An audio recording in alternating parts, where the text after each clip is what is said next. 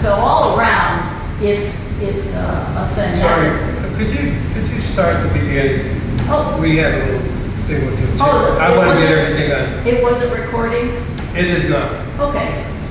You don't have to start from the beginning, but Okay, so I just wanted to update everyone on the progress of getting zoning regulations for data centers. And it would help us a lot, well, it would help the township, I think, if we had a moratorium. There's nothing wrong with that, but you do have to be careful about doing that. So we've talked to lawyers, and townships can regulate data centers, provided it is not arbitrary, confiscatory, or exclusionary, good lawyer words, and with no rational basis. So I'm here to give you a rational basis. These are hard to write. There's almost no case law on data centers because they're just sprouting up like mushrooms. As I said, Shalersville, Streetsboro, Ravenna, and Kent have all put in moratoriums, and I expect some other people will. Most of them are doing a temporary moratorium of a year, although you can set a different time frame on it, and looking at conditional use frameworks, and that's what we're looking at. So we would say, everybody we've talked to a lot of people on this, and people are constantly sending us information from other places about how it's going and what the issues are. So everybody seems to think this is an industrial business because of the infrastructure, the pollution, the noise, and all of that kind of stuff. So it belongs in an industrial place.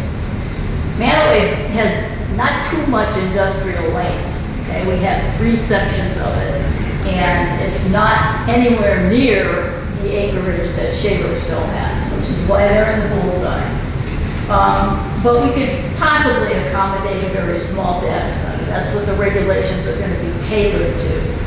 And personally, I would like to ban it. I think probably the whole board would like to ban it, and a lot of community members, but here's the issue. If you ban it, you will get sued, because these are deep pocket corporations, and you will go to court, and the lawyers can't defend it because you were exclusionary, arbitrary, or blah, blah, blah, and you will lose. Then when you lose, you don't have any control. They can do whatever they want. So that's what I'm worried about, is try to regulate it so if we get an application, it's a minimal amount of stuff, tightly regulated, whereas setting ourselves up for a lawsuit and getting shot down, which is probably what could happen.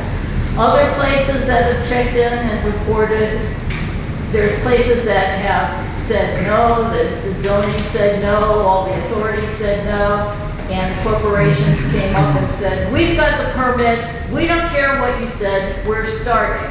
And they do. So there's a lot of shady stuff going on with this. The state of Ohio was talking about, there was a petition going around the last few months trying to get an amendment from the state legislature to say you can only do data centers of a certain size on a small amount. And that didn't get enough signatures in time to put it on the ballot. So I was waiting to see if that had any influence. Not yet. The other thing that the state did was when they, outside of Columbus, in the middle of Ohio, New Albany, there are thousands of acres of data centers that just, they're there. And so now the state of Ohio had given big tax exemptions for those businesses. And they thought when they did it, they would lose about $134 million in revenue. The numbers came in and they lost $1.2 billion in revenue. That goes into the state general fund, I believe. And now they're all mad. And so they want to change that. Did they get that done? No. So they have kicked the can into 2027 on 2 important pieces of legislation. The other thing that's of great concern is there is a nonprofit group called Jobs Ohio. This was set up by a previous administration. They have $100 million in their fund, and they want to use that to help Ohio utilities build nuclear power plants, which they are not allowed to do. So that would require a rules change. These plants would be small nuclear reactors, not on the scale of Perry or anything that we're imagining, but they're still nuclear reactors. They would be owned by the utilities, which currently they can't do. It's not permitted unless the rules change. And the legislature is thinking about requiring any data centers that are going to be built to have 50% of their electric needs on-site generated. But the only way you can do that is with a small nuclear plant, probably. That means some of this, I don't know what the zoning is in the middle of Ohio where they have all of this, but you could potentially have something with a nuclear reactor across the street from your residence that's in an industrial zone, and there's a little nuclear reactor there. Or if the corporations start throwing their weight around, they could say, look at all this land you guys have. This would be great for data centers. Well, it's not zoned for data centers. We don't care. We'll pay the landowner X millions of dollars, buy them out, and force it. And I'm very worried that that could happen. So there's a lot of stuff to consider on this, and it's not fast, even though we're working on it very, very diligently. So with all of that in mind, I think that would give you a good basis to formulate a moratorium if you would consider that. I went back into two plans that underlie what goes on in the township as far as zoning and planning. That would be the land use plan. And we have the industrial zones are explained in there. They're A, B, and C. And here are some of the reasons that they're probably not suited for much data center development. There's no central sewer and water. There's probably no approval for a package plant by the EPA, at least in the one that's over by Chamberlain. They're designed for small businesses of 30 to 35 employees, which would use a septic tank and a leach field, and there's no processing of industrial waste allowed. You would want, if you had one there, a data center, you would want to protect the residences, which are across the street, by having setbacks and screening or ring blocking with bushes and things like that. So those are all things to consider. The other one is over there in the Buckeye Pipeline across the street from them on Mennonite. And also no infrastructure. It's close to the river, so some of it is not very desirable to build on. And there's a lot of wetlands and parklands, not on that property, but just across the street. So if we're following the land use plan, we would consider all of that stuff. And if it's conditionally approved, that means the BZA gets the conditional permit and will go through their procedure to approve it or not. The other thing I looked at was Portage County, the last few years, has a comprehensive... Excuse me. Yeah. For saving some time, we've been through a lot of this back and forth about data centers. Okay. What exactly do you want the trustees to do? Put a moratorium on it for a year. And we will continue to work on it. I thought we already discussed that. Okay. Well, you can change Honestly, I don't see a reason for it. Why? They're never going to build a data center in Mantua Township. It ain't going to happen. And if they did, there's no way you're even going to stop. We did give you a resolution. Right. Right? So you're not going to consider that resolution? Yeah, we are. I thought that we gave you our answer in the resolution. You didn't say anything in the resolution about a moratorium.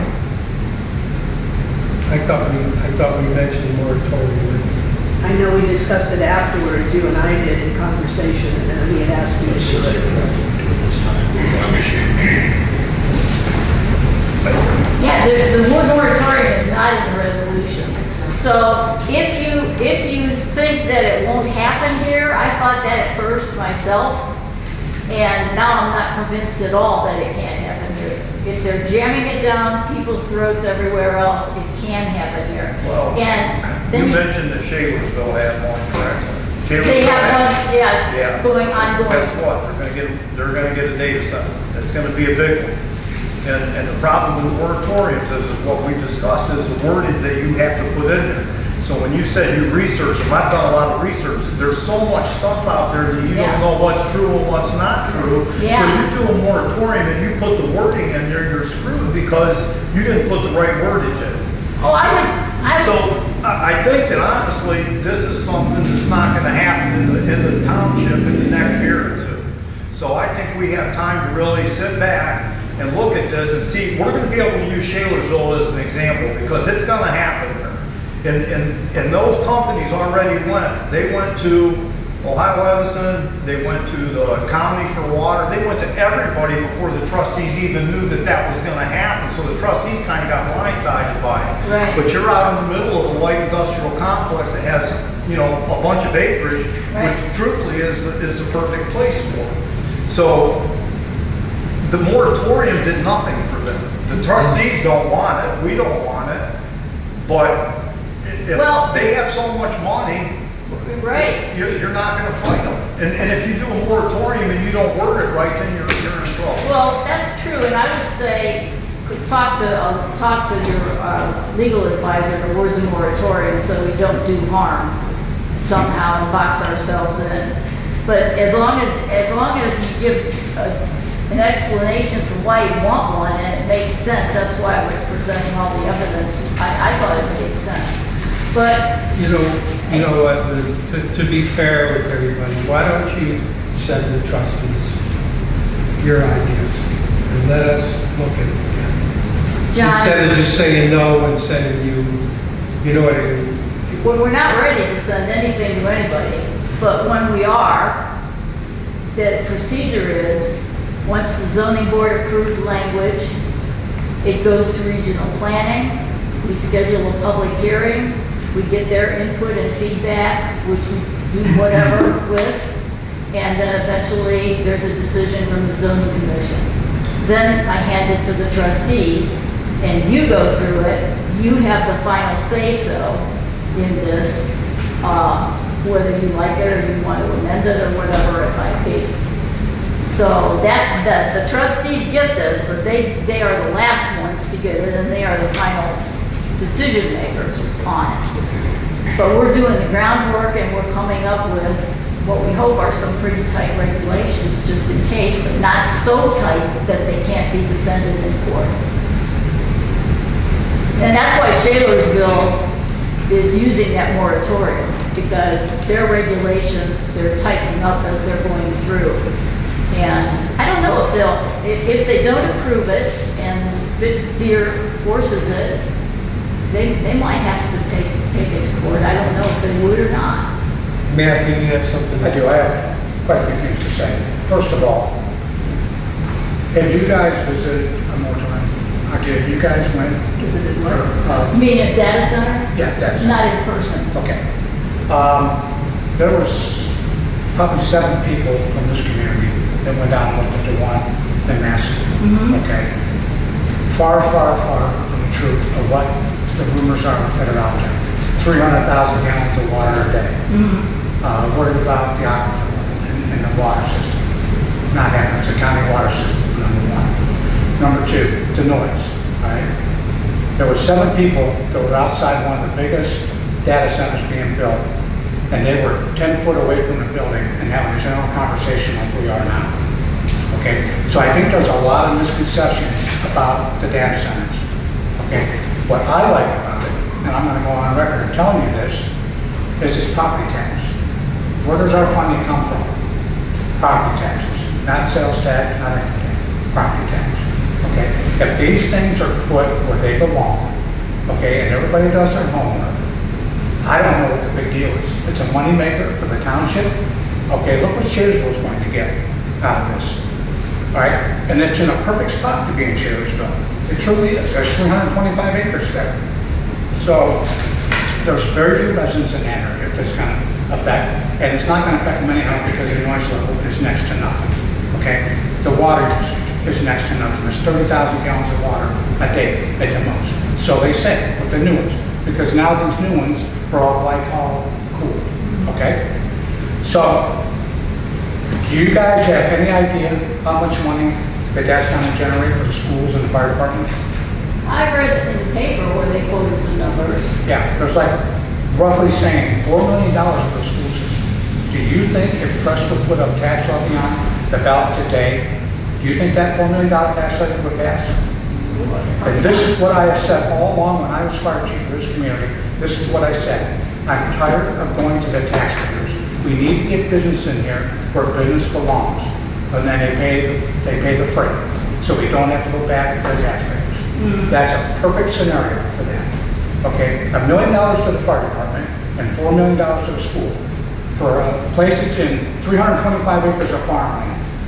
What is the big deal? So that's what I'm looking at, because you know what? We should have ran this road and bridge levy because of inflation, all right, as a replacement levy. And we didn't. We ran it as a renewal because they did a 30% tax evaluation, property tax evaluation for this community. So it handcuffs us. Do you think that the price of asphalt's the same per ton? Oh, heck no. no. Hell no, it's not. Okay, so what do we do? So this is in my opinion, this is a perfect scenario. If they're not lying and everybody does their homework, I don't see what the big deal is. I really don't. Matt, those figures you gave are per year. Per year, that's correct.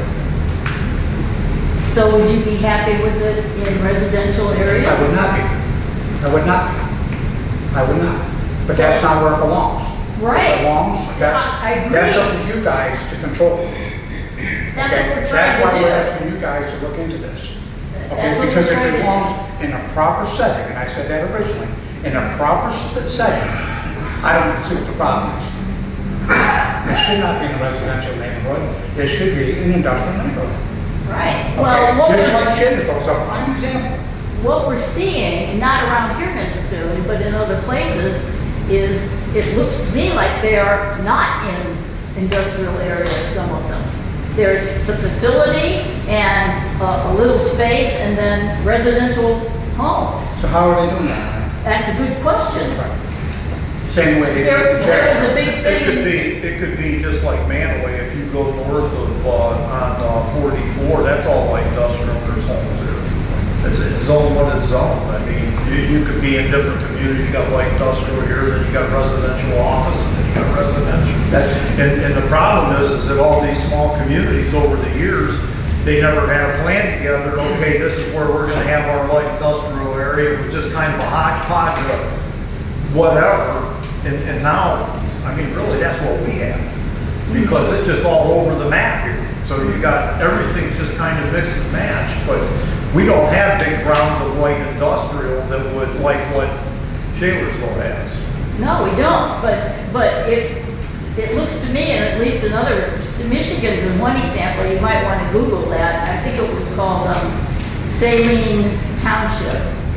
It was the same thing, and it wasn't zoned for data centers, and they turned it down, and it happens to be affiliated, was it University of Michigan or something, was there, and didn't give permits, nothing, you know, all this stuff, and it wasn't zoned for industry, and boom, it's going forward, because there was some backdoor deal with the bigwigs of the U of Michigan and the corporate head and whoever all that was, that were bypassing all the rules. And if we don't have any rules in place, if that would happen here, I didn't think it could either, but now I'm seeing all these other things, I'm worried it could be a possibility. Somebody could offer me a lot of money. What's that? Somebody could come and offer me a lot of money. Yeah. It's a It's generational still wealth. agriculture. You It's can't- generational wealth. They don't, in other places, they're not caring whether it is or not. They're buying up You a have to big piece of change, you land. have to change the zoning. We're It's just trying it's to not agri- get caught with our pants down. Okay, we spent a lot of time, we have so much work to do today, folks. Okay. We could have a special meeting someday where we could concentrate on this one subject, but we have a ton of stuff. Okay, so no moratorium? Not for me. Not today. Okay.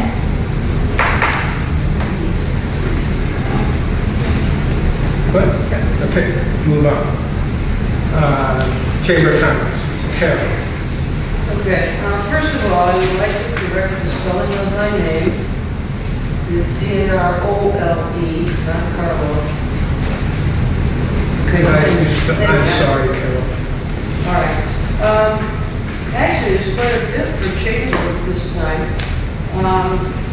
The DORA, the designated outside recreation area, I think that's it. Anyhow, refreshment area. Anyhow, you can have booze outside in designated areas. That's progressing. On August 13th, that's going to be the scholarship picnic, tentatively on the green in the village. The chamber is awarding 3 scholarships of $1,000 each, which is nice. On September 18th, that marks the return of the golf outing. The place is Sugarbush Knolls. Cost is $90 per person, and 2 sponsorships are available for between $75 to $600. Also, there's a new business, I think it's called Craved. Not quite, but almost next door to Main Street on the river. The ad is that it's a dessert type place, cupcakes and things like that. It will open on July 11th, which is right alongside Art on the Hill. So the ribbon cutting is going to be at a later date. But there will be a ribbon cutting. River Flowers has relocated to Terry Petry's building, which is kind of, from my perspective, it's a win for both. And that's up on West Prospect. It will have a ribbon cutting soon, but the date for that is to be announced. Parking is probably, there's been a lot of effort to try to get acceptable parking behind the businesses on the east side of Main Street. And that's an issue because business owners don't want to be parked out of their own businesses behind there, so there's a lot of talk going on about that. And it's still in process, it's slow. I think finally Tim Benner is working on developing a sign commemorating the fighters of the past. It will be like the one at the end of the Headwaters Trail at the bridge. And Mantua had a couple of fires, I think, in the 20s or 30s. And that was almost fortunate because that accounts for the structure, the masonry structure of the buildings on Main Street. So sometimes good comes from bad. Okay, that's it. Sorry about my voice. Sorry about the misspelling. I'm sorry about the misspelling. Oh. My spell checker didn't catch it. Yeah. Well, my computer, my keyboard makes mistakes when I didn't intend them. So, blame the technology. Thanks for the report, Carol. Any questions for Carol? Thank you, Carol. Before we move on to trustees report, we have a vendor that needs to be taken care of. There was a misstatement on the check. We'd like to take care of it. He's been waiting for his check for us. You want to make a motion? Yeah, make a motion to pay bills for July 2026. Second. And it wasn't a mistake, it just never, it just never got that from the bank, that's all. Yes, Yes. Brent, Yes. Pat, yes. While we're signing that, we are going to get ready to open bids for an OPWC that's going to be resurfacing of Mantua Center Road.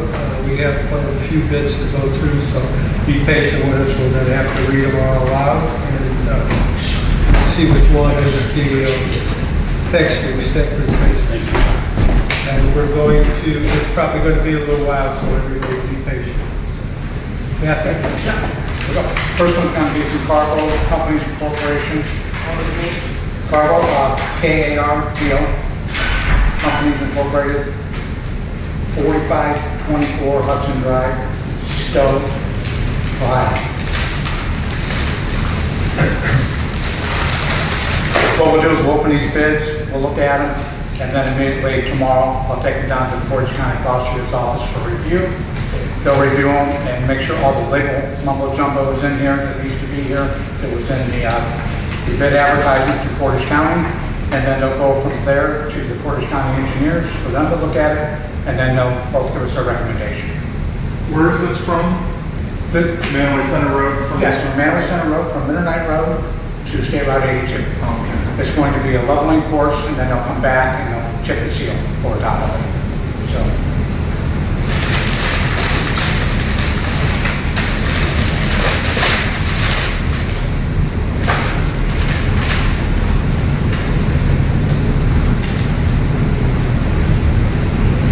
First bid is going to be $364,508.25. $364,508.25.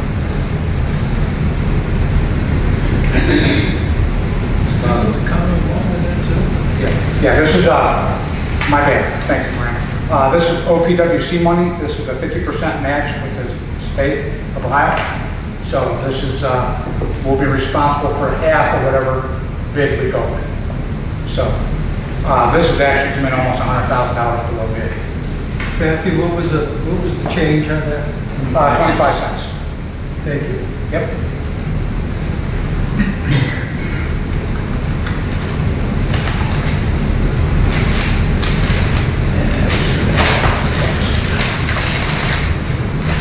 Next bid will be Roniak Paving Corporation, P.O. Box 567, Burton, Ohio, 44821.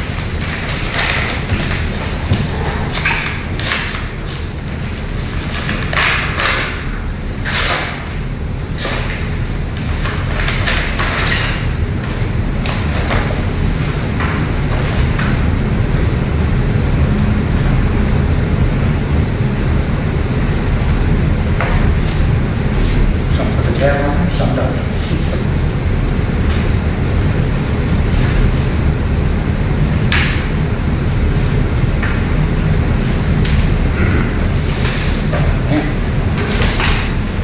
Okay, Roniak's bid is $319,272.20. $319,272.20.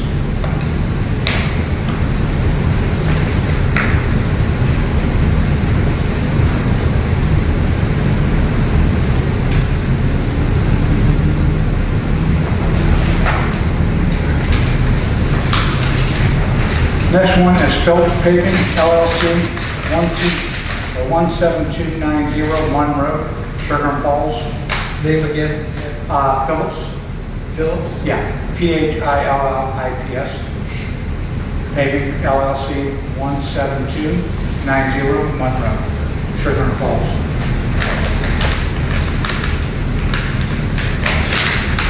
Welcome to see you.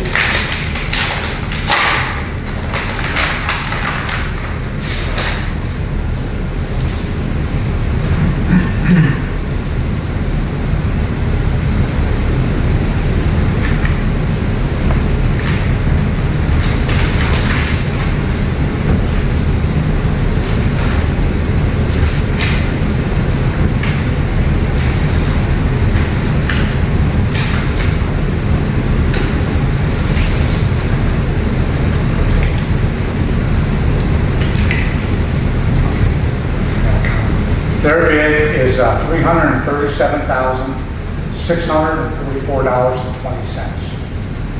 $337,644.20. That's Phillips.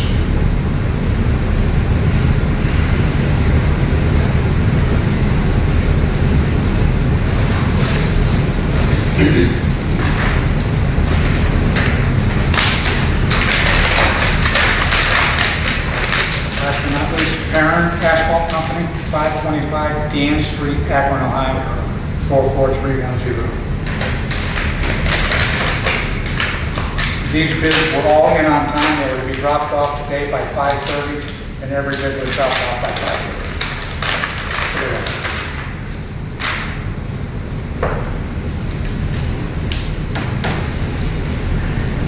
Okay, Perrin is $319,243 even. $319,243 even. Wow. Like $30 difference in bid. I know. You see that? They call me Joe the first. Yeah, yeah. 29 hours. Yep. Well, somebody's gonna have a heartache over that. You ain't kidding. Yeah. We have 4 or 5. Pardon? We have 4 or 5. 4. Now somebody else has got one that I don't know about. That will do it. I will take those to the prosecutor's office tomorrow. Okay. So it looks like the guy $29 is going to make a world of difference. Oh boy. Yep. I think he had to work the next day in his office. All right. Thank you, Matt. You're welcome. You want to continue with the roads? Yeah. Okay. I'm going to make a motion that the Mantua Township Trustees go with Jog Highways for the chip and seal project, which is Vaughn Road and Mantua Center, or I'm sorry, Wayne Road, for the amount of $98,059.44. These were opened up last month. They were to the prosecutor's office and to the Portage County engineers. And this is their recommendation. They were the lowest, and they're recommended that they go. So they're hard work. So. John, Yes. Fran, Yes. Matt. Yes. That's it. That's it for that. For now. Time to go. Yeah. Bingo. Okay. We're going to move on to our cybersecurity policy, which is due. We did a lot of research on this policy. It's something in the Ohio Revised Code dictates that we need to do. And we've done it, and now we need to approve it today, and I'm going to read a boring resolution. So everybody knows what we're going to approve today. So, resolution number 9926.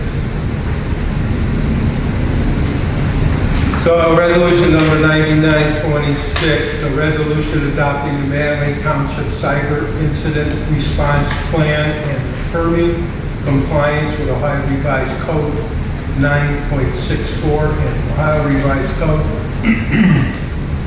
149.433. Whereas Mantua Township recognizes the increasing risk posed by cybersecurity threats, including ransomware, data breaches, unauthorized access and system compromise.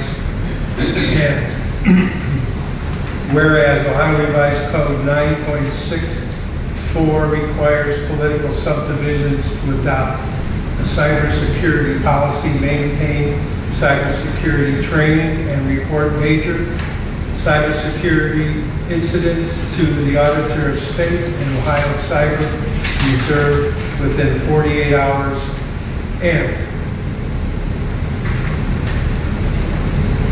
whereas Mantua Township has prepared a comprehensive cyber incident response plan, we're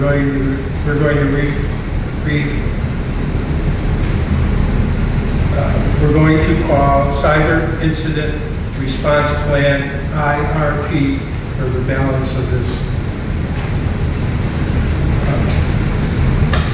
resolution.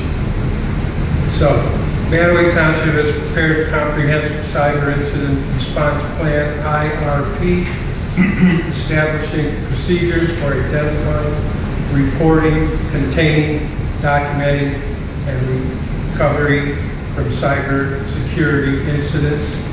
And whereas the IRP defines the roles and responsibilities of the fiscal officer, trustees, zoning inspector, zoning staff, road department personnel, and authorized IT vendors to ensure a coordinated and legally compliant response. And whereas the IRP contains sensitive security information, including systems, protections, methods, incident response procedures, and operational details that, if disclosed, could expose the township to cybersecurity risk. And whereas the IRP is therefore classified as a security infrastructure record under Ohio Revised Code 149.433 and is exempt from public disclosure. And whereas the Board of Trustees find it necessary and appropriate to formally adopt the IRP and affirm Mantua Township's compliance with Ohio Revised Code 9.64 and Ohio Revised Code 149.433. Now, therefore, let it be resolved by the Board of Trustees of Mantua Township, Portage County, Ohio, that Section 1, adoption of the Cyber Incident Response Plan. The Mantua Township Cyber Incident Response Plan, non-public, is hereby adopted as the township's official operational procedure for responding to cybersecurity incidents. Section 2, compliance with Ohio Revised Code 9.64. Mantua Township affirms its compliance with Ohio Revised Code 9.64, including maintaining a cybersecurity policy, providing annual cybersecurity training to all personnel with systems access, preventing evidence of cybersecurity incidents, reporting level 3 incidents to the Auditor of State and Ohio Cyber Reserve within 48 hours, documenting all incident response actions. Number 3, the IRP is hereby designed as a security and infrastructure record under Ohio Revised Code 149.433 and shall not be released as public record. Access is restricted to township trustees, fiscal officer, zoning inspector, authorized RT vendors, and consultants. Number 4, the fiscal officer is designated as primary custodian of the IRP and is responsible for maintaining the master copy, issuing control updates, and distributing PDF copies to authorized personnel. Section 5, effective date. This resolution shall take effect immediately upon adoption. Adopted the second day of July 2026, Mantua Township Board of Trustees. I'll leave it at second. Second.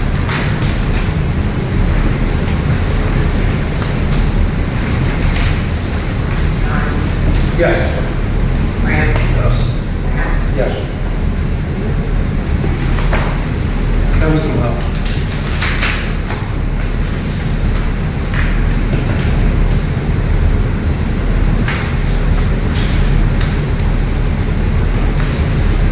So that being said, I will send out a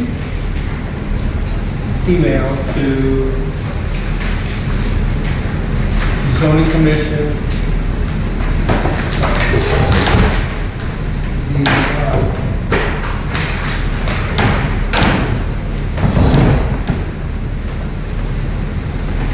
custodian,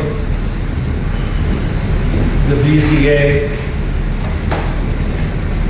the Historical Society, and the trustees. And we'll all get a new code for the alarm system for this building. So you will get your code sometime this weekend. I will email that to the chairman of the. Could you send it to Jan's computer, because my computer is dead and I'm getting another one, but I won't have it over the weekend, so I will not be able to get any emails. So could you send it to the township zoning? I could do that, and I will send those out probably Saturday, so everybody has time to do them. Is there any way you could text me mine? or write it down and get it to them. Huh? Or write it down and get it to them. I'll text it. Text is fine. Then know if that was in security rules. And should you give that code to someone else, the trustees would like to know Okay. who you gave it to? No. If that's okay. Sure. Mark, we made a deal on what we're gonna do with you. Did it work okay the last time? Yeah. We're good on all that? Yep. Good deal. Any questions? Move on. Excuse me, John. On your cybersecurity policy, Yes. who audits that? Who audits the cybersecurity policy? The, who audits it? As, what do you mean? Who comes in and reviews it and makes sure that, let's say, forms were filled out and things were done per the policy? Is there a third party that comes in and does that? Not that we know of yet, it's brand new, we're going through the state audit. Right now? I was just curious, the state came out, mandated the policy, but then doesn't They have provide to- any yeah, they audio have to. services. that- I would have had the auditor. Yeah, I would imagine when, probably when I get audited, Okay. it was probably not too bad. We don't know, because we just said we had evidence. I didn't make the law, Mark, I just have to abide by it. I know. Any other questions? Okay, move on to cemetery. On the green folder, we have a new policy for cemeteries. If you guys haven't been able to review it, that's fine. We don't have to approve it today, but I think it's pretty good. I added the columbarium as well as the rest of it.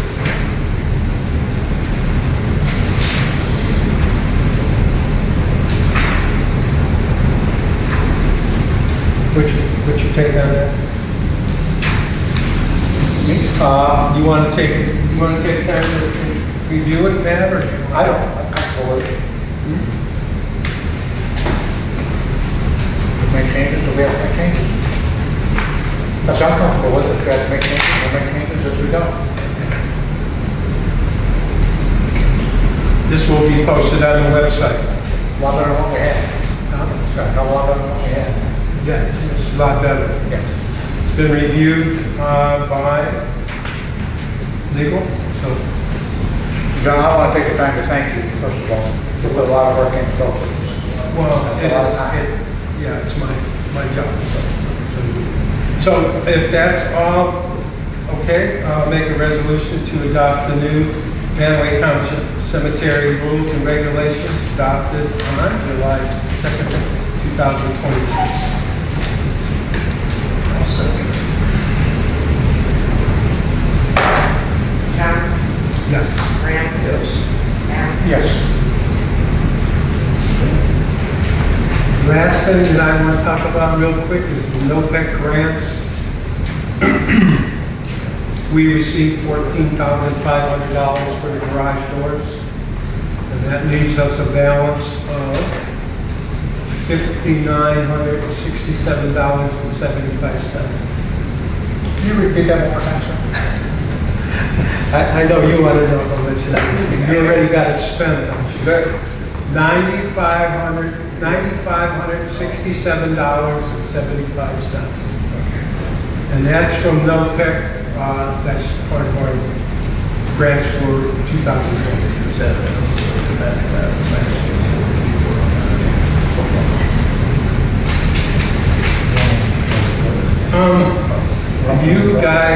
You guys are more in tune on the next section, town hall, pavilion, school lane updates. Anything you guys want to talk about? I do. Go ahead, Matthew. We have a water heater that is non-functional in the Civic Center. And we need to replace it. Replace it. And we have two bids, or two quotes that have to be bid.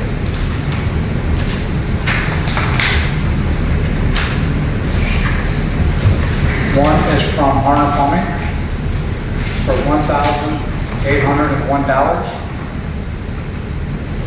And the other bid is from Precision Plumbing Services for $1,725. For change that hot water heater out, it's a 50-gallon gas hot water heater.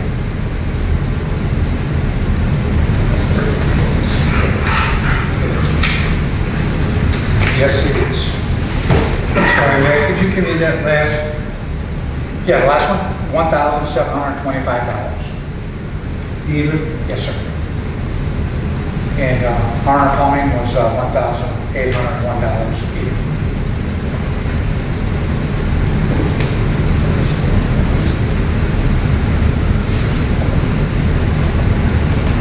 Well, we need a hot water tank.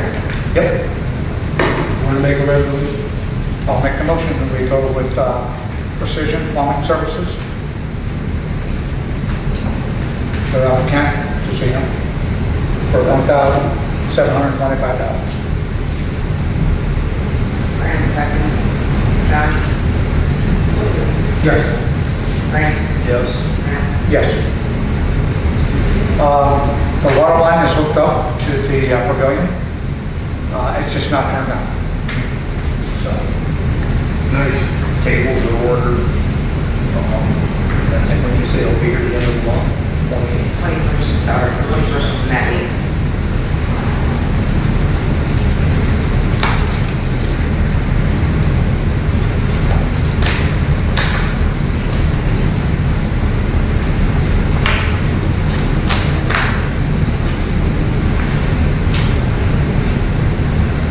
Thank you. I do not. I wanted to, in the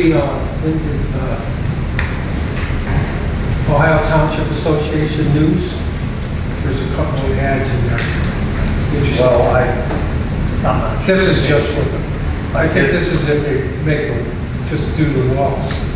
yeah, I did see those, and I didn't pursue it because I didn't know if we were gonna try to do that this year. No, I think I put that, it's only So six. 27, so. But it's always good to know what we look at.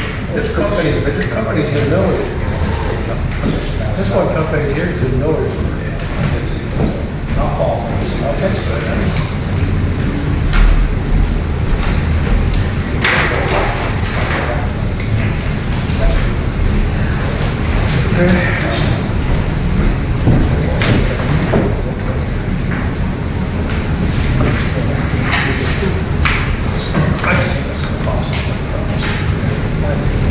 Anything else, guys?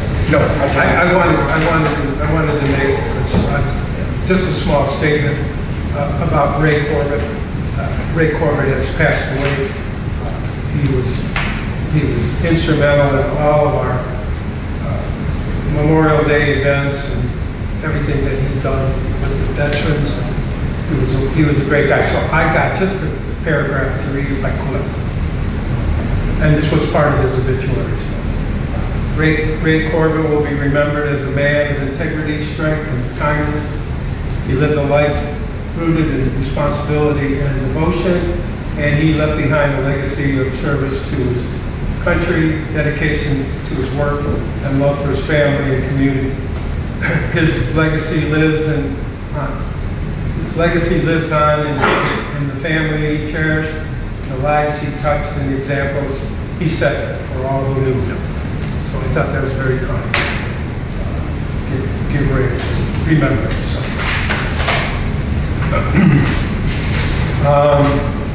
Moving down, we talked about the alarm codes.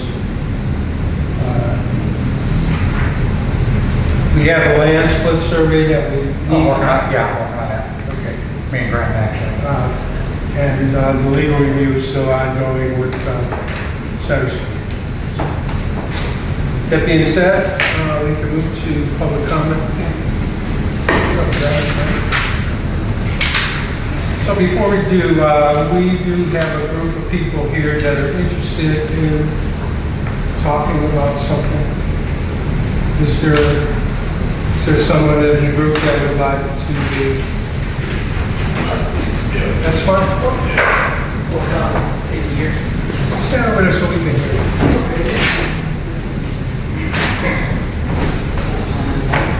No, you're good. Go ahead. Don't be nervous.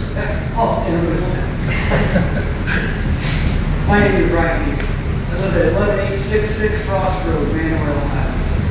My family has owned the property since 1970. For the past 56 years, both the Hayden property and surrounding properties have been used for residential use only. In November 2025, a church organization called the North Gate, which is now is going by the name of the Homestead of Ohio, purchased the property immediately behind our home. The property is zoned for residential use. Since then, the owner has been actively converting the large pole barn into a church building and has held numerous large events on the property, which have caused a disturbance of me and many of our neighbors. They have made numerous posts on their Facebook page showing the construction that has been done over the past few months to convert the building into a church, showing their clear intent to use the building as a church for their congregation. This building also sits less than 150 feet from our rear property line and about 300 feet away from our home. So it has affected my privacy, the peace that we have always enjoyed here. The owner has held multiple church-related events on the property, including large gatherings the night before Easter, on Easter Sunday, and during Memorial Day weekend. During these events, there have been as many as 50 cars entering and exiting the property. The music and singing during the events for hours on end. During these events, the music and singing is so loud that it can be clearly heard from inside my home with the doors and windows closed. Also, the only way the owner can enter and exit from the property is through a 10-foot driveway to from Frost Road. I have an easement to access my own property over this same driveway. The driveway is located approximately 20 to 30 feet from my home. So the increase in traffic has been disruptive to the use of my own property. Also, the driveway is not wide enough to allow 2 cars to pass simultaneously. So I have concerns about the same 10-foot driveway used by the increased amount of traffic coming and going from the property. We were notified that the owner applied for an additional use permit to use the property as a church on April 20, 2026. We showed up to the BCA meeting on June 15th prepared to object to the requested permit. We're told that the church withdrew their application. Since then, the owner continued to hold events on the property for small gatherings that appear to be related to the church's activities. clear that the owner has been operating the property as a church since they purchased it in November of 2025, even though they do not have the proper permit to do so. I've tried to discuss my concerns with the owner, but he has continued to build the church with a fence on the property. And I am asking for trustees to help us investigate the owner's use of the property, as they do not have valid permit to operate as a church in a residential area. And I also have another neighbor that could not make it, a little resident, something to give to you for him to read, for you to read from him. I don't know if I can. It's not two copies. I think you can make them three. That's okay. And if I you want a can't copy, read anyway, so. yeah. And I got a copy of what I read. I get some notes in the back of mine.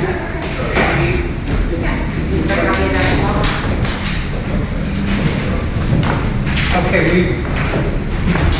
You got another one? we were expecting you. Do you So, want to read your Mike? I don't have enough to read.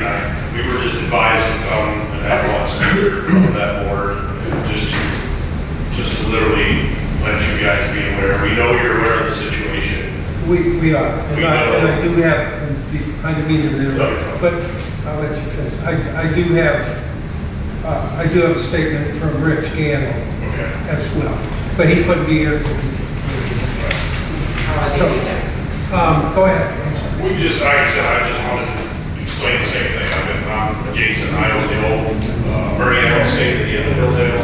And when we bought the property, the purpose was just spacing the residential. Like I said, it's just the fact that how it's all going about. And the term of all of us having to show up last month, but then not being told that, it got revoked. And not that it's hearsay, but it's gonna be applied for again. We know that. I mean, it's the fact of me coming, I've been in Mantua Township 51 years, and I've never complained about a neighbor, never had issues, never did one of these. But for me to come now, there's a reason, just because of, I'm just concerned with why this organization, I'm gonna call it, is 12 years old, moved 4 times, changed names 4 times, and is choosing to do it at this location when they have multiple other locations. There are other personal homes and places that are in residential areas. They're not asking to rezone their areas. So it's just more or less it is a big concern. And we were just advised to come here to address you guys totally. You got the attention from the neighbors. We had a good showing, 12, 15 of us last night. All the neighbors showed because they were all concerned. So 2 of them are in the hospital right now, so they can't come because they're out there. So it's just a concern that we don't want the integrity of our neighborhood changed on Wednesday nights and all day Sunday. I mean, on Easter Sunday, I listened to literally windows vibrating in the house all day long.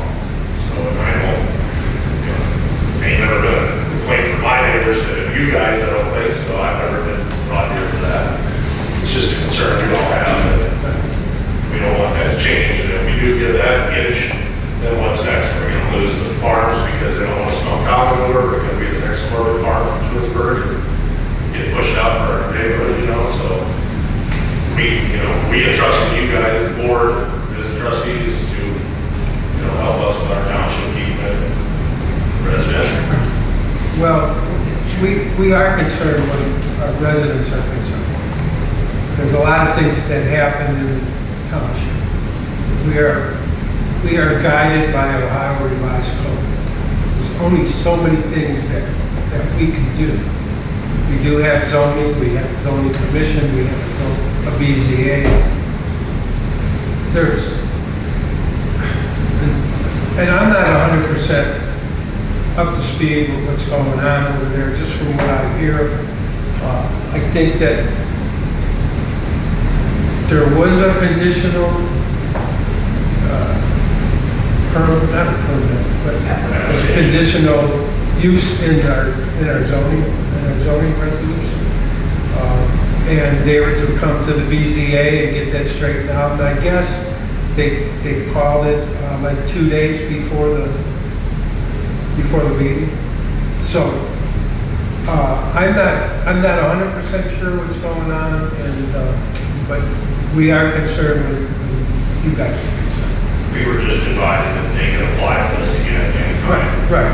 And we know, I don't have anything ready, but, you know, a township, small town, people talk, whatever, they're going through a day and change right now, it's gonna come back to the ballot, to you guys for application, and that's why we're just here to let you guys know, whether, and we're gonna show back up when we get the letter again.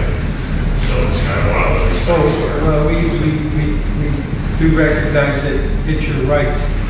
It's your right for quiet enjoyment. And sometimes we've had other issues where someone would move into the area and just not do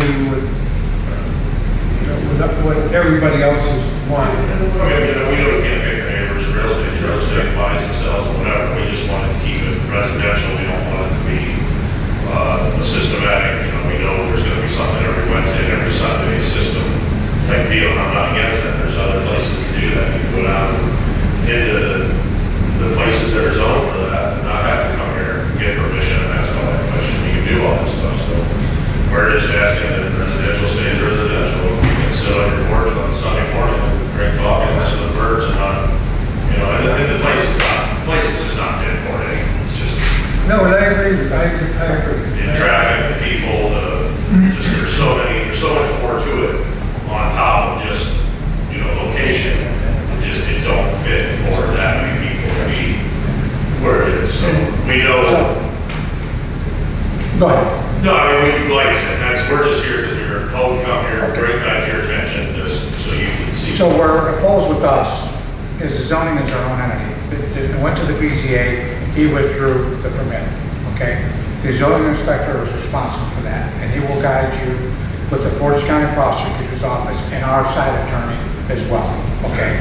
So if he is illegal, we will pursue the position with the zoning inspector, okay? And obviously that started to happen because they filed for a hearing with the BZA, okay? And then they withdrew that, so now we're back to the drawing board again. So, but I rest assured you, we are in your corner, we agree, we understand, okay? But it's got to go through the process, okay? We understand. Right. We were blindsided when we got here, didn't know that it was revoked, and they just advised us to come here to speak with you. Like I said, we appreciate your time. So that procedure, what happens is if the BZA or the Board of Zoning Appeals, they make a decision and the church owner is not happy with that, his resource is to go to Portage County Court, file an appeal with the courts. It doesn't get filed with the trustees, it goes to the Portage County courts. That's how that works. And if they don't like that, then we'll go to the 11th District Court, and then we'll go to the House Supreme Court. So, but they do give, and I will say this, free or not, they do give churches a lot of leeway. They do. But it's still not fair to put them in somebody's backyard. Right. That's where we're at. I agree. Just the accommodations are not going to work if there is an issue. It's not if, it's when, when you have that many people in a space like that, it's just built to be residential. So, we will do our part to help you. Am I under the impression that you share a driveway with this? They live behind us, yes. So they have to drive right by our house. And do they have an agreement? Do they have an easement to use? We have the easement. You have the easement. And you granted them the easement, or they granted you? the old house, people owned it a long time ago, granted us the easement. Originally, they were supposed to put around 2 hills there, so. Which we don't want that either. Yeah, so when they had their events, I had up to 50 cars driving past my house. And there are times that every 2 or 4 minutes, there's a car going by the house all day. And that gets a little disturbing when you're my weekend off. I got more traffic on my driveway than I do on the road, literally. I can sit in my front yard and my car going down the road. Along my driveway, nothing is going past me. The man is not exaggerating. I sat there in his driveway with him. Like- What's that? They, literally, the day they revoked their application, they put speed limit signs up on the driveway. And slow down So children. say that. They did what? They put speed limit signs up their driveway. Yeah, right Oh, on. the drive- up the driveway? Same day they revoked the application, they Or recruit. withdrew it. And they had an event after that. So they withdrew their permit and they had not one of the huge events, but another gathering. And it's just like that was a residential house that lived there since, our family been there since 1970. We've always had neighbors. But this isn't having neighbors. My neighbors, when they had Christmas gatherings or other gatherings, they wouldn't have that much traffic. They wouldn't have the noise. I'm literally in my house, I can make out the words of the songs they're singing in that garage.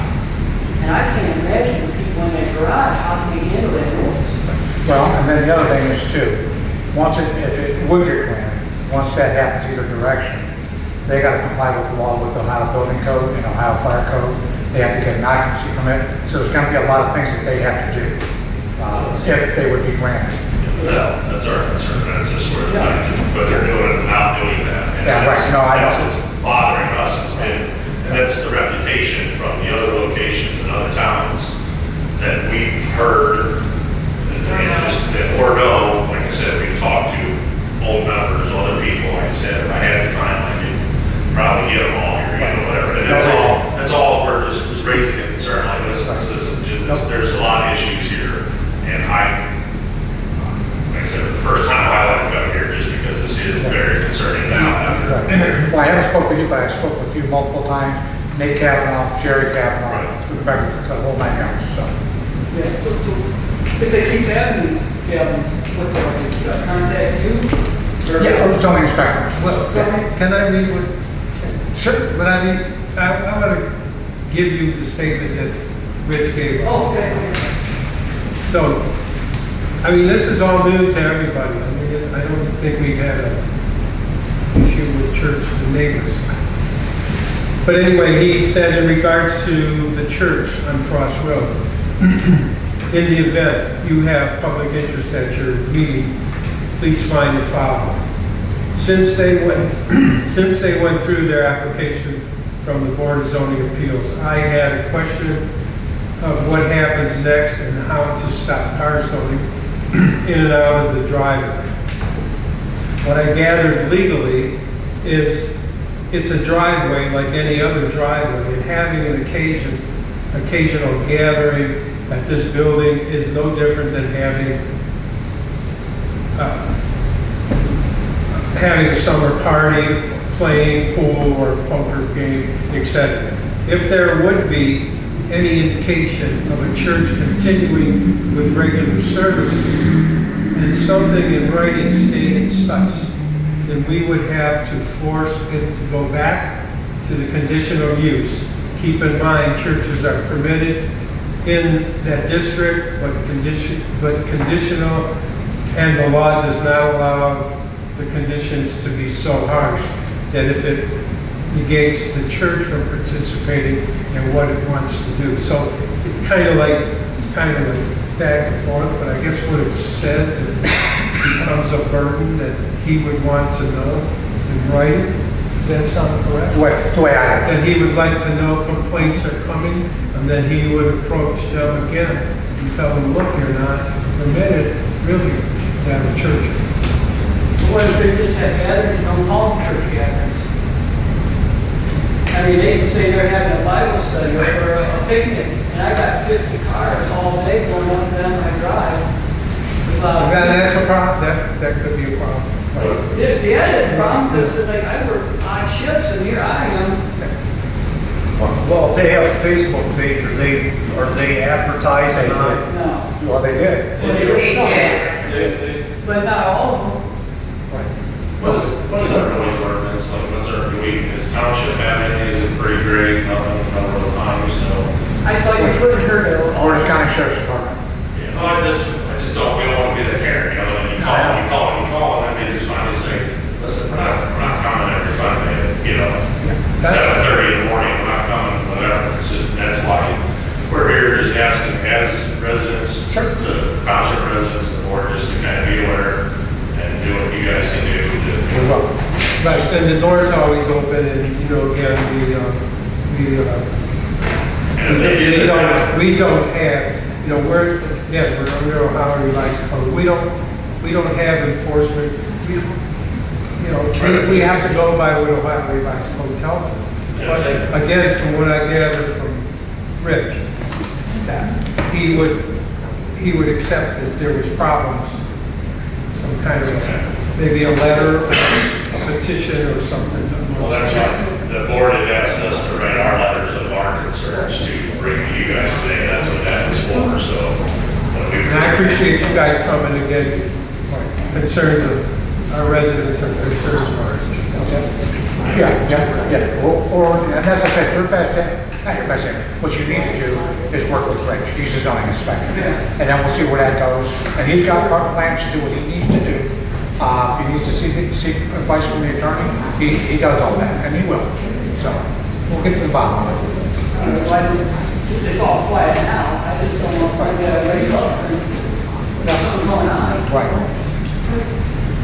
It's only blindsided, you know. Got it. But we will be notified if he applies again for. Yes. Variance. Yes. Like we were for the neighbors and stuff. And folks, again, we are, township.ohio.gov is our website.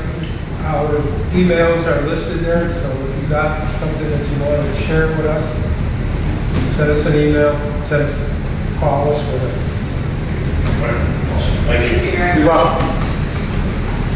Okay, move on to more public comment. We'll start with Mark. Thank you. A few questions here. The grading on the town hall here, which we started, you know when we're going to get done with that, when we're going to be like an 8-10 inch clearance from the wood frame, you know, down and the water to run out back. I'm not sure exactly what,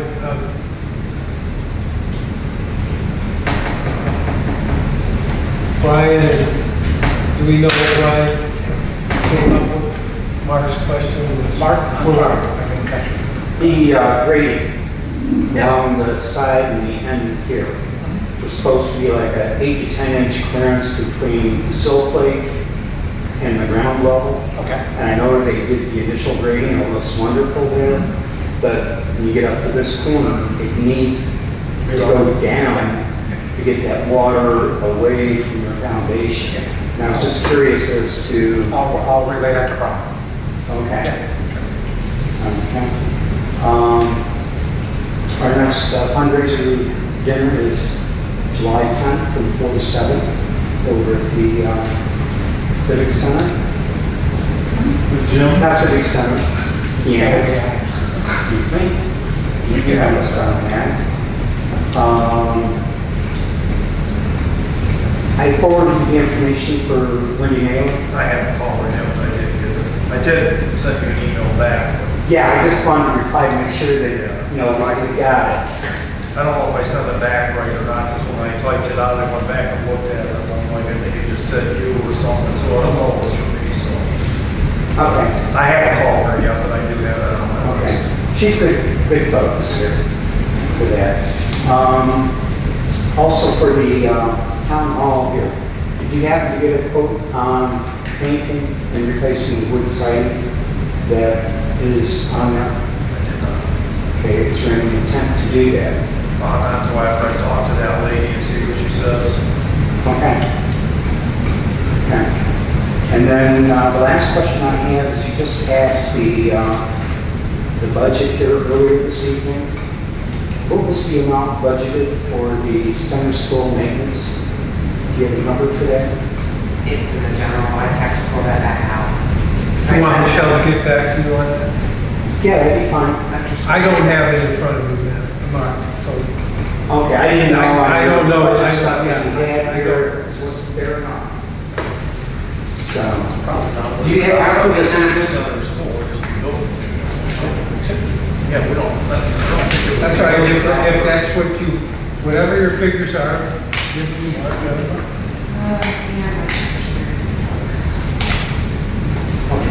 Michelle, do you have to have that with you tonight? I might, let me look. Okay. Because I we can have do it ready to that go, after I have it ready to go to the auditor. on that. And that was it. Thank That's you. it? Any questions for Mark? Nope. Nothing. Okay. Move on. Terry? A couple months ago, we talked about withholding some money from 10-6 construction until they repaired the floor properly. But I think we paid them last month. Are they gonna repair the floor, have they? He said he will repair the floor. Okay, that's good. Have we heard anything back about creative landscaping? Have we got any money back from them? That's on where, Michelle? Have you passed a resolution to have the prosecutor go after them? Because the prosecutor said you can't do anything unless you pass. You did pass a resolution. I'm pretty sure we did. She sat right there. Who said it? Prosecutor, she came to our meeting. Okay. So I don't know how she forgot us. You know, that's what Chris Missouri wasn't sure if a resolution had been passed. He said, It wasn't Chris, it was, what's her name? she's gone now. Yeah, she is gone. Well, there, Katie or something, was it Katie? Okay, yeah. Yeah, she's been gone, but Chris said the problem that he's got is, he said, you know, you should always try to get a local contractor. He said, this company was out of PA, like the one we eventually used to. He said, and when you go after them out of state, it becomes very difficult. And I said, well, you know, you can do Liz Pendens on them or something, just try to get it, if we've got a resolution. And we did. She tried, they had a payment plan worked out. The other prosecutor did. So, And he said he's willing to go after him. He said it might be a little difficult, but. are you talking to James Armstrong or are you talking to Missouri? Chris. Okay. And he said he'll look into it more. I said, you know, we should, instead of the taxpayers losing $16,000, it'd be nice to get something out of it. Maybe take his house or take his car, or if it's an LLC, or he's got it. You know, how is his business set up? Right. Exactly. I think it was an LLC, but yeah. He was supposed to be sending us. we got some money back. No, I don't know how much or what we got, So but he was supposed to be sending us something. here's the deal with, maybe we should talk about this. Maybe we should talk about this. Here's the problem. He didn't take money, he took federal money. I don't care if he's in Alaska. Federal money is federal money, right? Yeah. Am I right? Yeah, and I know we passed a resolution to proceed with that. She was right there. I know, and then right, okay, and they did proceed with it, and they worked out a payment plan. Well, And she's then- gone, so there were, Right. So, and then he didn't make And it then he good. just didn't pay anything. Right, and then I talked to Jim Armstrong, which is our advisor now, and I don't think he's done much with it. Yeah, so Chris said he could look into it. He could go after a farmer. It's like, great, you know, then he would see if there's anything there. that we Right, can sure, get. I agree. You know, so that way it's just easier that way. And John, do you have my freedom of information stuff for me? Michelle said that you had that. What? Remember that I got my freedom of information from you, and you said John has your other stuff. John has what other stuff? The freedom of information things that are 9 months old. never gave them to me. Oh, the stuff from, Yes. from Julia? Yeah. Is that what you're asking for? Yeah. I can make you another copy of all of it. Not all of it, just there are a few things missing. Okay. How did I get involved? I don't. I don't know if you told me that. I think you're mistaken. He didn't turn anything in for, that's what we talked about. He didn't turn anything in for the February conference. I'll give you a copy of what. Tell me it what you wasn't very want, tell much. me what you want, because it's this thick. Yeah, no, this is It's that thick. about 6 items. Okay, if you tell me what you want, I'll pull it out of Julie's I've got packet. all the other stuff Okay. that she gave, but then Yeah. everything's missing. Okay, just let me know what you need to do, we'll have it. That's all I've got. Okay. And Terry, I'll talk to Jim, and then he needs to talk to Chris to move forward with that. Lynn, No, I said mine earlier. Jim, Well, this is in regard to the painting and repair of the town hall, and I guess I'm under the impression that final siding is being looked at, and I just wanted to, I had hoped I'd come to the meeting tonight and you changed your mind on it. That's when it said town hall on the agenda, and I thought maybe you'd changed your mind. But I'd like to remind the trustees that this building belongs to the public and to the residents of this township. The term trustee implies trust. The public is entrusting you with a very important duty, especially here in the Connecticut Western Reserve. And that duty is to preserve the historical building and structures and the heritage of this township. The comprehensive land use plan, section 5E, page 40, states the preservation of significant historic buildings within the township as part of that plan. And the zoning resolution has a section on historic structures that was passed by this board, and so I thought that was an implied commitment to historic structures. This town hall has been preserved for years, for close to 200 years now, and preservation means to keep safe and to guard from destruction, to protect and to maintain. It does not include replacing materials with inferior materials. As the historic architect described to you, these historic buildings need to be able to breathe, and cladding it in wood allows that breathing to take place. They don't have any problem breathing. You can look right out the door. I'm sorry? I said they don't have any problem breathing. You can look at cracks right outside the door. We're talking the significant structure of the walls. Yes, areas need to be repaired, but replace the wood, not with vinyl siding. To apply vinyl siding would prohibit that required breathing and consequently allowing internal sweating, internal moisture, and this would in truth be destroying the building with your knowledge and under your direction. It would add moisture to this building, which would cause mold, which would cause the downfall of this building. The township roads are public and the trustees continue to provide the upkeep for them. They are not applying materials that would last the lifetime of the roads, which appears to be the reason for vinyl siding is so that you don't have to paint it ever again. They should be the roads are part of your maintenance budget, as should be the upkeep of the public buildings. And this is only good stewardship and good financial management. John, you've been the longest trustee here, and has the township hall ever been painted within your term? Yes. Yes, and it was all done by volunteer work and donated materials, and the township paid not a dime toward it. Cal Brown himself was responsible for preserving the cupola. There are rules for repairing buildings that are on the national structure, or the National Historic Structures, National Register of Historic Structures. So, resources are available, like the historic architect that the township hired for advice. And I understand that, Graham, you're the project manager, and are you aware of that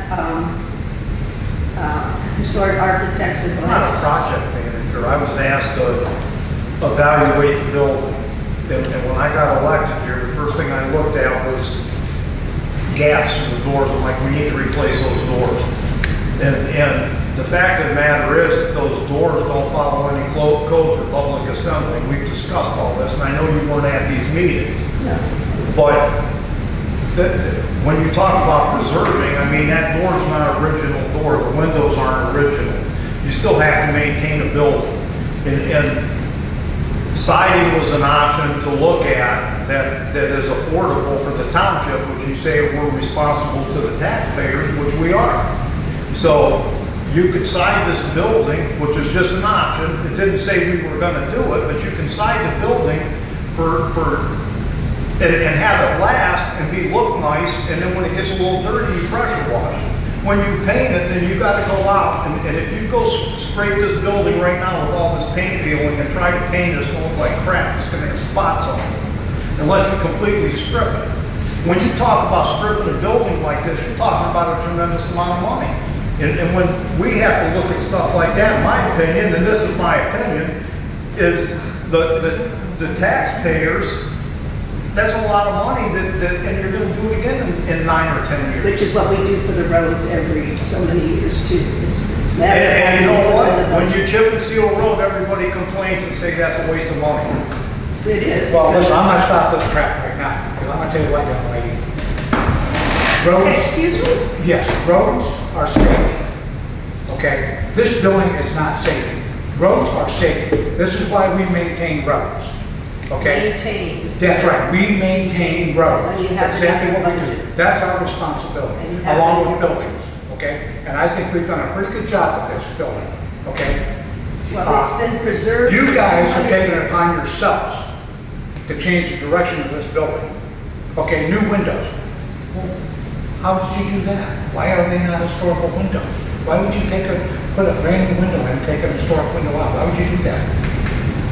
We're talking about I'm talking about your windows. structure. We're talking about the internal structure of the building right now. I'm talking about the internal I'm structure. talking about everything. You put You're in, mentioning- you put siding on, excuse me, I thought I had the floor. Go ahead. The siding of the building would allow for internal moisture, which would basically destroy this building. That's not true. That is not true. People side their houses all the time. But they're not- You take an older house and someone wants to upgrade it, the first thing they do, they buy a century home. They put new windows and siding and a roof on them. But are they 200-year-old structures? Yeah. Yes, they Yeah. are. There's plenty of them around here. Yeah, drive down High Street one time and see what you see. Let these guys talk. Well, Eric Hummel was a trusted contractor in this area, and he had put in a bid for doing the work the historically correct way, and I haven't heard that anybody's brought that up yet. And to destroy this nearly 200-year-old building by this term of trustee would be nothing less than a disgrace and black marks on each of your good reputations. John Festa, Graham Harmon, Matt Benner, would you knowingly, willfully, and seemingly willingly destroy the 200-year-old township building when all other trustees over the last 200 years did their duties to preserve and maintain it? Is this destroying the township hall what you really want to do? I think There's always it's a that right because you're time not to do destroying, it. we're trying to preserve it, we're trying to maintain it. And by putting vinyl siding on it, you're It's- protecting this it's building. a- You're it's on the protecting, National you're protecting the Register. integrity of the wood that is behind that vinyl siding, Jan. Well, let's see what Wendy Naylor has to Well, say. yeah, because I'll tell you what, you might want to check with Wendy Naylor, because Wendy Naylor said that we could side this building. And they can get it kicked off the National Register. I don't know about that. Yeah, yeah. Well, what's more important, get kicked off the registry or maintaining the building? I mean, what? Well, I think you can do it, you can maintain the building as they've done for the last 200 years by simply painting it, scraping it, painting, and that's what the And- contractors do the bid for. Do you have people that want to And do they that for can- free? And they could do it for a lot less than $77,000, which is a figure I heard. Well, see, there you go, you heard. Did you come to the meeting and get that figure? I did not. Okay. Anything else? Ken? I have a copy, I'd like it entered in record.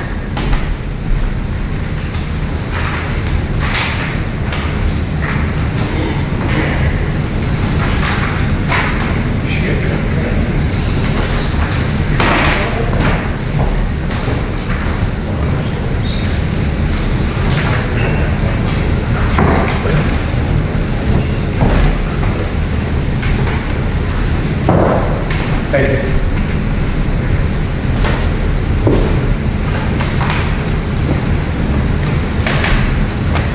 Anything else? No, thank you. Dan Cousins. I'll wait. I'm good, thanks. Mario. Nothing. Tim Bennett.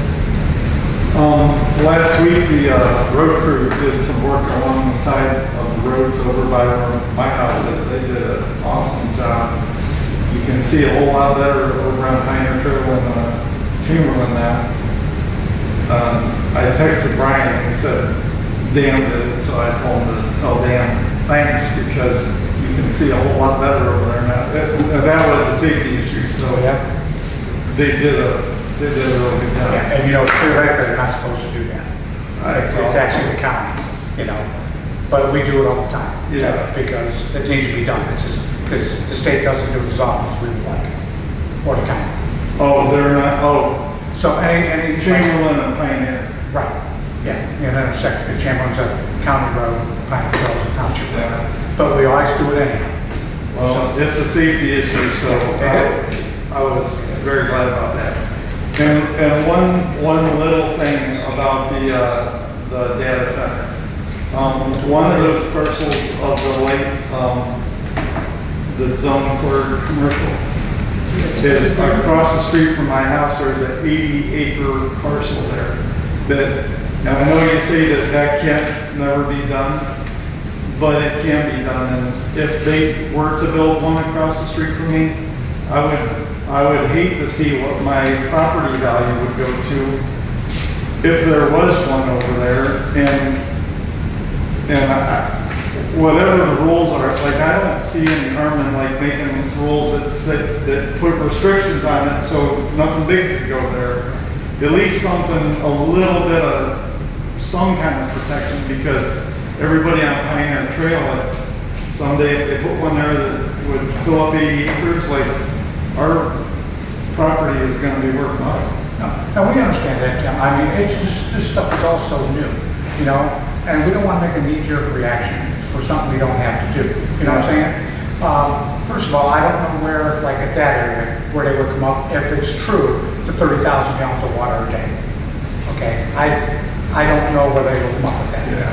And that's minimum. Yeah, People are saying they're on going that too, and 100,000 that's, gallons a day. You know? yeah. So it's just stuff like that, you know? There's so many different stories out there. And like I said, like we said at the last meeting, we don't know who to believe, what to believe. Yeah, when I was saying to research, and I'd be interested, because I've read a lot of stuff on this, and if you read this thing and they're for it, they're the greatest thing since sliced bread.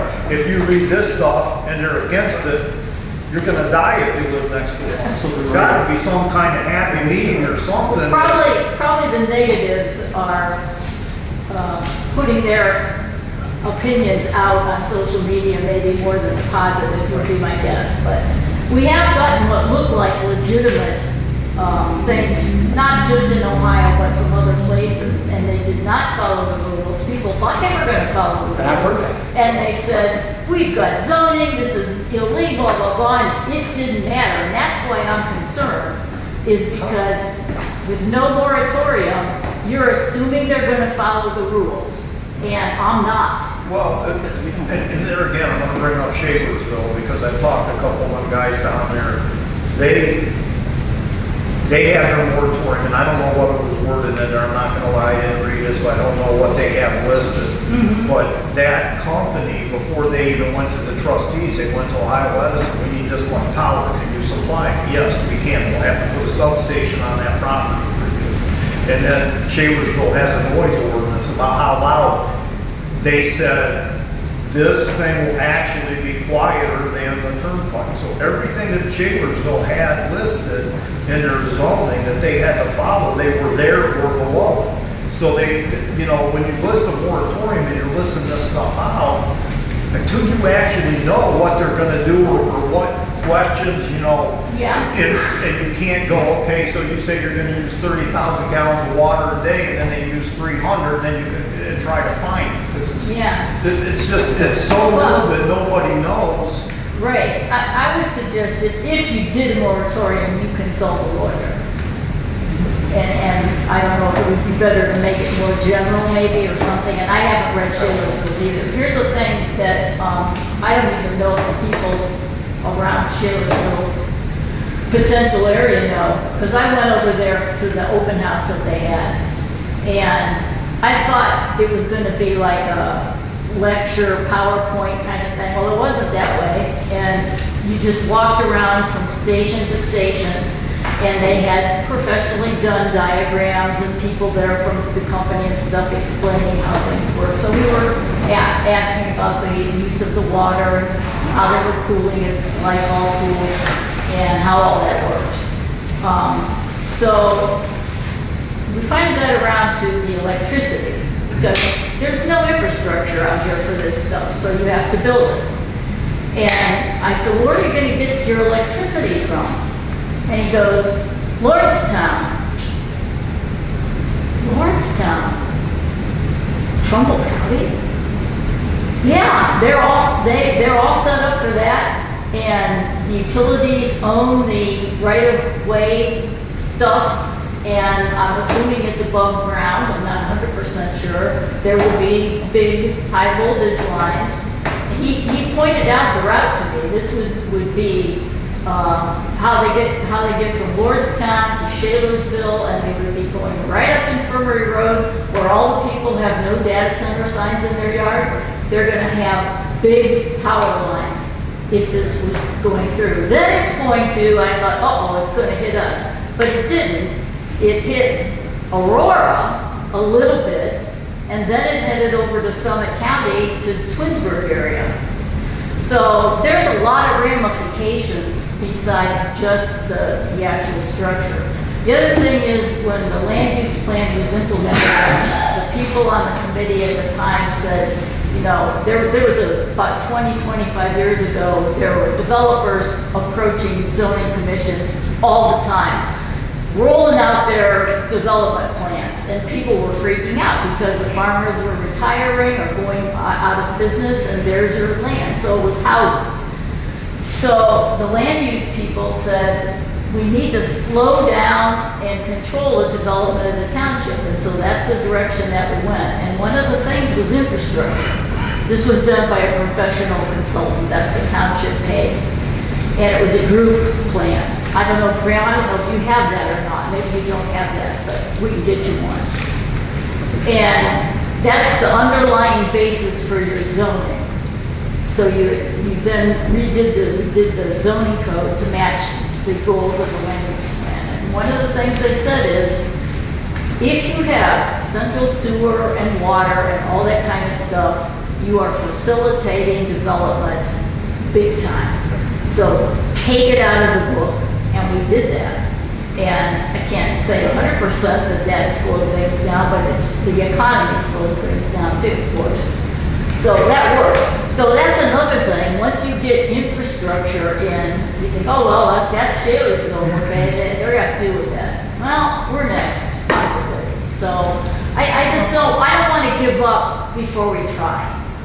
You may be perfectly right that they're going to have that plant whether they turn it down or not, but maybe not, you know? And so I don't want us to say we can't do anything about it. We should at least try to do regulations that are reasonable. Well, we're fortunate because we're going to get to watch Shalersville and see what's Yeah, yeah. I'll take a couple quick things about Shalersville. Their moratorium, the idea is there's a couple things they're asking. Is it considered light industrial or heavy industrial for the data centers? They don't have a good answer yet. Chris Maduri didn't give them an answer that they're satisfied with, so they're going to the Attorney General. They want an answer because depending on what it is, it may not be allowed. Like you say, they can't tell them you can't do that. The land, it's their land. They can do what they want. But they can also do things with that moratorium right now is things like a gravel pit that comes in, they put up a bond that they have to reclaim the land. Perry Township required a bond of their data center that was high enough, and if they fail to do what they say they're going to do, and let's say it's 900 million, the first 3 years they go bankrupt, the banks get it. After between 3 years and 10, which is how long the bond would have to be, the residents would share in the 900 million if they fail. Perry Township, Stark County, or? Out near the Perry, you can. Okay, Starts at Perry Township. So all they're trying to do with their moratorium is get things in place, so, okay, and you can build it, but, you know, and like, you know, they're not gonna do 30,000 gallons a day, it's gonna be all recycled glycol that's good for 5 years, and then they truck it out, they bring new in, and it's whoever the cheapest is. Right. But, you know, they're having other issues. A lot of things like the Portage County Sewer and Water, they didn't approach them. And he had actually made a statement in the paper that they never approached us. And if they would put something in the water, we're not able to handle chemicals in the water. We can handle residential waste. Right. But I don't think they're going to put anything in the water. They're not, you know, cooling the systems and then running it in the sewer. Okay, we're gonna. Yes, it's going around, and then they're gonna take it out by truck. But, yeah, so all Shalersville's trying to do is just get things in place during their moratorium that can protect them. And actually, Ronnie is one of the ones, he went down to the one in Madison. Yeah, and he testified in Columbus too, with Heidi, Yeah. So, I don't know, I apologize if I offended anybody, but the fact of the matter is, I just keep on looking. We keep on going back to the same old people for money. okay? This community is growing leaps and bounds. The fire department is experiencing the same thing as we are, okay? Fire equipment is quadrupled in price, okay? It's just on and on and on, and they're not getting any more money. So if something was in the right spot at the right time, and I'm not saying I want one, I don't want one in my backyard, I really don't. But I want to leave the window open, just options open. Think about, My personal opinion. think about what we just heard there from the church versus the neighbor situation. That's basically a flag lot, even though it's two separate owners. So he's right behind that fellow that's right by the street. So he's obviously making noise and there's traffic. And there's uproar about it. So imagine a data center. Right. You know, we could use that money. The school could use that money. The township could fix stuff up and buy whatever you wanted. That's a lure. But it is true. Once there's a data center on Durfix Farm, that's gone forever. And that's one of the premier pieces of the property in the county. So how much can they throw? They can throw millions of dollars at you, and that's hard to resist. No, I know. Generational wealth. You don't know this AI, how long it's going to be, data centers are going to be. They're not going away. Everything changes. Oh, right. You got Elon talking about putting stuff Right. up there. Now, I've been reading about that. So, okay? I mean, and then these guys, you know, like guys, to fight those guys, you better know what you're doing. Right. I agree. It wouldn't be easy, but I don't think we should roll over and not even try it if it came down to that. I mean, if you guys, if you want us to have some set of regulations, that's what we're thinking. But like I said, it's time consuming. And I just don't want somebody to sneak in between no moratorium and regulations that are not ready yet and say, okay, look at all this farmland up here. Let's approach them. Yeah, but farmland it's agriculture. Right. They don't care. When you have to rezone, who's going to rezone it? They aren't paying attention. Some of them are not paying attention to zoning. The state. How do they come to the trustees and tell you, you've got to rezone this? They don't. Here's a case, this was in Tennessee, Nashville. The Nashville area has a nice zoo. So the property next to that became available, and I don't know what the zoning was. And everybody, no way, not this, I mean, it was right by the zoo. They testified that this is not good situation and all that, so they got it stopped. Okay, we won't do it. A month later, the bulldozers are over there, and they're building it. And they said, wait a minute, this was stopped. Oh, well, we have all the permits, we're building it. So they're bullies. They're extremely wealthy. This is a business, not a public utility, and they're making money hand over fist by potentially wrecking your local environment or making it miserable for the people that are there. But we paid you guys money. I don't care. I don't want to have to drill another well and wear earmuffs in my own house all the time. Somebody in authority gave them permission or permit. Must have. I doubt that they're going to come in here and get anything from us. We I'm don't have. not We saying don't. that you would we, give it. we don't have to change our zoning. If it's agriculture, we don't have to. Well, we don't have agricultural zoning. We have residential zoning where agriculture is permitted by right. Exactly. So that's, So you know, someone down the line took a payoff down there. in probably. Tennessee. So. I'm guessing so. Same thing in Michigan. Yeah, wait, Okay, sorry. Robert, I see you're here. Are you here to make a public comment or just? No. Nice to see you. Does anybody else have anything else? Okay. One simple thing. Go ahead. Danny, did you want to pick up where you said you'll be back, you'll come back to that? No, I'll just address the building here because. I want to make sure everybody gets an equal chance. I want to ask, Yes, sir. has there been any changes stand out between Fort Parks and you guys? Is there any? Yeah. No, as a matter of fact, I went on the board of directors website and looked at all of the minutes from their meetings. I didn't see anything that mentioned anything about Mantua Township and the trail.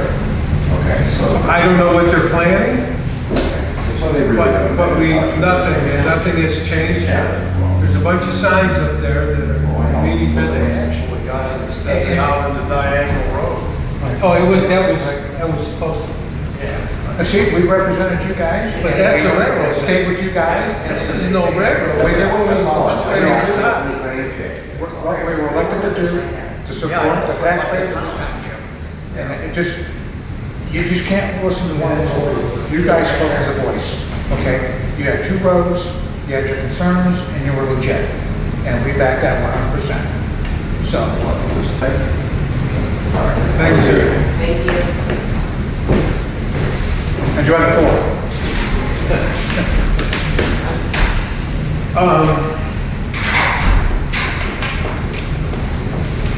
We have, Slide over here, Lester. okay, we're going to sign up all this stuff here.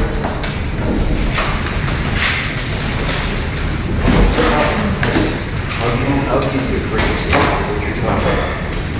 You got a farm, how many, 100 acres? Okay, you have 200 acres. Solid Farms had a couple hundred acres. He died. And they wanted to put a housing development. And they said, we're not doing that. You can't change the zoning. BCA said, so the gravel pit came. You went to BCA, they said, we want to put in gravel.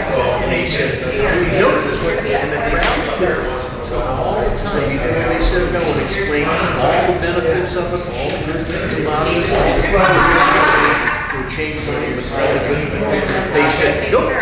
And streets were spent $3.5 See you next week. Yeah. They went to the Ohio Supreme Court. They wanted to go to the Ohio Supreme Court. The street court said, well, here's why we don't want it. But no. The BCA said no. All their arguments are allowed to win because they gave them and they ran on the right that is now right. So here's what Kingsborough did that probably cooked their goose. They changed the rules in the middle of the application.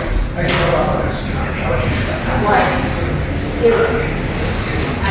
it's not exactly my mind, but after the guy said what his plan was, before the gravel pit, and you're going to build this mold, and I don't want that, but it's allowed in the book.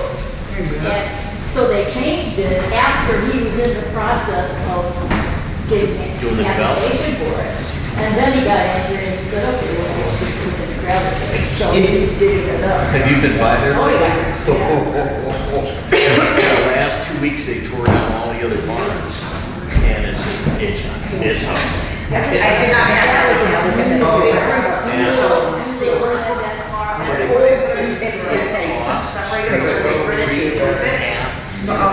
We don't paint that building. Only every couple of years.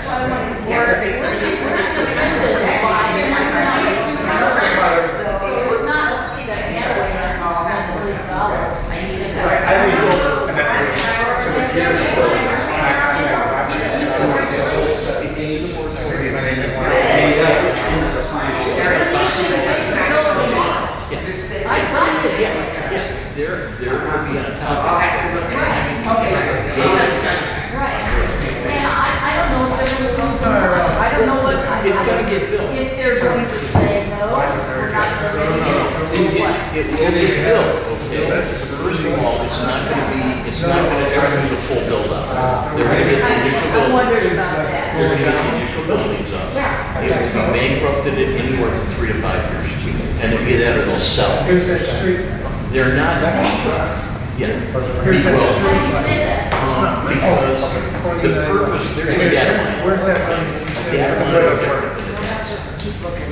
The data mine, they're trying to develop a J4 chip. J4 chip is superior to all the other AI chips out there that Verizon uses, Google uses, and everybody else. So that's how they're getting their money. Because they told us we got this chip. These data centers are developing this chip, and we get it out.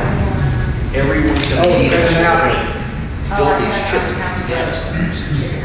What happened was though, in December of 2025, they totally admitted that they didn't have their chip and there were production problems, but they were gonna do a dual technology chip in place. In December, they admitted they didn't have that chip or the J4 chip, and they had to take a $267 million write-off. Their stock dropped $20 a share in one day. Then they got involved in a class action I had to lawsuit put with $2 for money shareholders. It's going to because they were federal court. charging us That's asked for billions of dollars from them. It hasn't gone. So I But put a $2 data in, center but they is did not give the us all our same as fees a back. chip fabrication center, correct? They're doing data mining. They're building the chips. That's what this center is doing. Isn't that, So they were charging us money because it was dormant. So We have I mining paid supplies, $2 out of getting check information, the money market To develop this So it's chip. not dormant. okay, but they're not gonna make the chip. Oh, yes, they're going That's a to whole make. different process. Well, they're developing the process to make that chip, and then when they build out the center, they would be making the chip. And I'll give you a copy that is actually the federal lawsuit. I'll give you a copy of it. When you read into it, what they're doing, it's like, oh, now it makes sense. And it's like, well, and when I met with the attorneys, Hard to strip it out. I met my groups of attorneys, they said, well, this is a Wall Street gamble. Whoever can get that chip out first. And AI, because no matter what AI you use, Verizon, Google, Amazon, you have to buy that chip. You know what their lease is up to? So they're raising it, using all the money they can to try to develop that chip. Until somebody gets a quantum computer and then, But we got Well, it's and not. all of that goes up.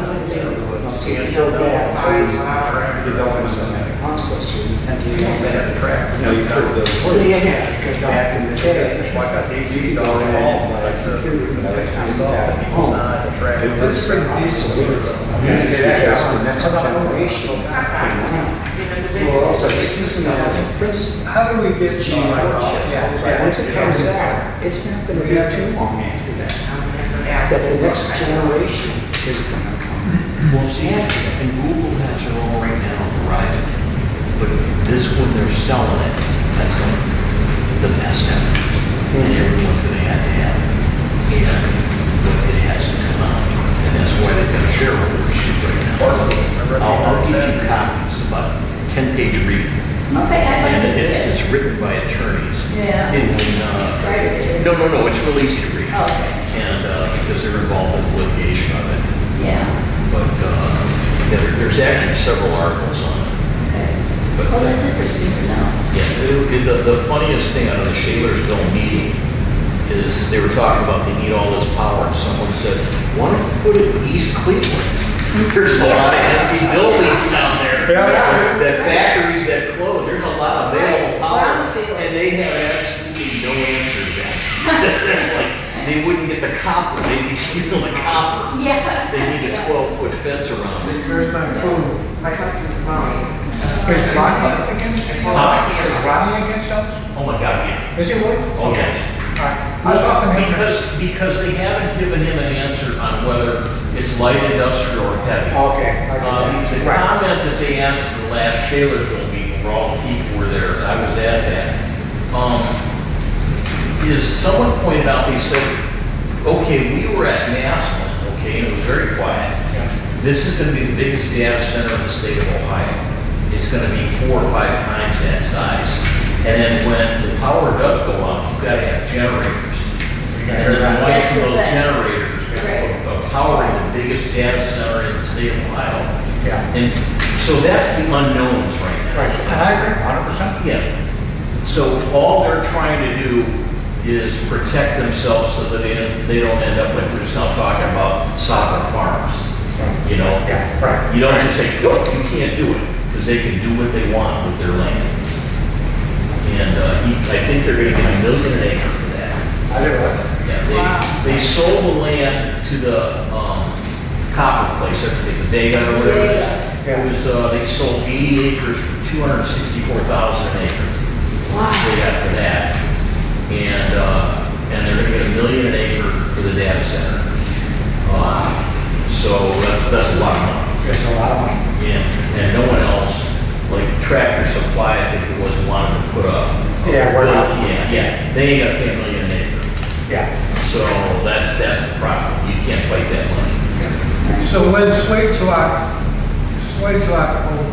owned that 500 acres, did he sell that to Zorn? Or did he lease that? No, he sold it to guys. He leased it to Resort. Resort leased it. The Zorn leased it, so when Swagelok owned it, he wanted to put an airport. A what? An airport. He did. That's why he bought it. So how is there a problem with the zoning? It should be. Frank said at that meeting that technically, since 1955, technically it was, you could put a data center in it. And there was not, I don't know, different terminology.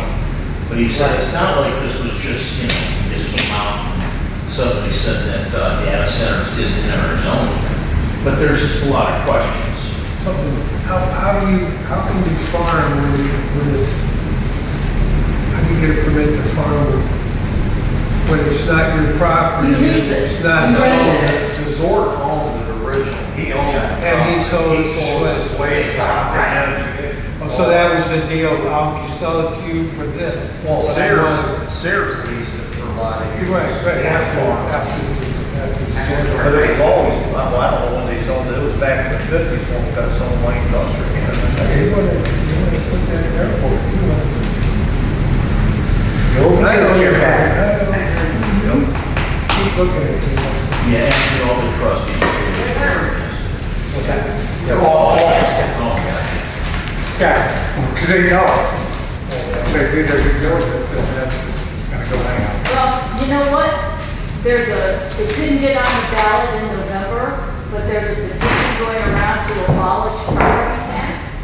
Yeah, right. And they're not giving up on that, so they said they're gonna bring that back in 2027. Right. And who knows, I mean, that would be an absolute disaster for all this local stuff. Be bad for the townships if we didn't have property We tax. couldn't exist, if we have no budget. How will you, Sales tax. okay, you'll not have a Mantua Township because we're property tax.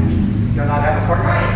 The state of Ohio doesn't want townships. They want local government gone and Columbus to control everything, which isn't what we want. Right. So there's a lot Problem of is, balls in the air. the townships have 55% of the vote. Yeah. That's yeah. why they Vote know that. them out, yeah. Right. See if they do that. Right. But they've already made some shady deals. Is there anything else that we need to discuss today? If not, I'll make a motion to adjourn this meeting. Tom, Yes. Graham, Yes. Matt. Yes. Thank you. We are adjourned. Thank you.